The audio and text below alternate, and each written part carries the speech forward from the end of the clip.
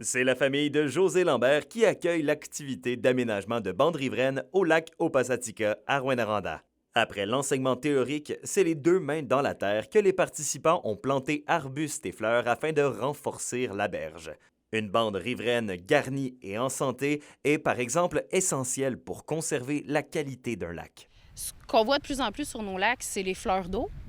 Ça nous empêche de nous baigner, ça fait en sorte que quand on attrape des poissons, on se pose des questions. Oui, ça conscientise les gens. Ils sont tous en panique quand ils voient qu'il y a de la soupe au brocoli sur leur lac, puis ça leur empêche de faire les activités qu'ils aiment. On a comme un levier pour venir dire aux gens, ben essayez, vous avez un peu de pouvoir là-dedans. Là. Quand on a de bonnes intentions de végétaliser la bande riveraine, oui, ça nous prend un permis, mais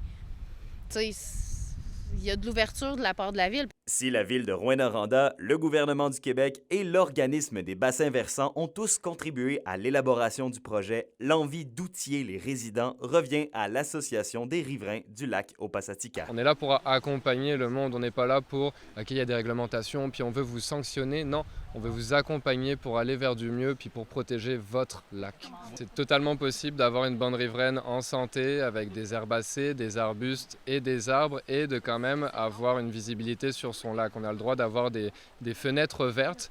La protection des bandes riveraines est un enjeu qui touche de plus en plus de gens selon les intervenants. Et au vu de l'engouement pour l'activité, la ville laisse d'ailleurs présager d'autres événements de ce genre. Justement, avec les associations de riverains, il y a de plus en plus de mots qui se passent pour dire c'est quoi l'importance de la bande riveraine, le rôle que ça joue pour la préservation de nos plans d'eau. Donc il y a une prise de conscience.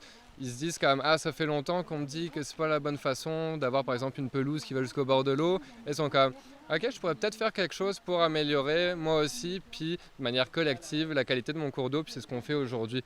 Le 17 août prochain, l'atelier de protection des berges se transportera du côté de l'Association du lac Vaudreuil-Joannès. Un exemple, donc, de ce qu'une association riveraine dynamique peut accomplir.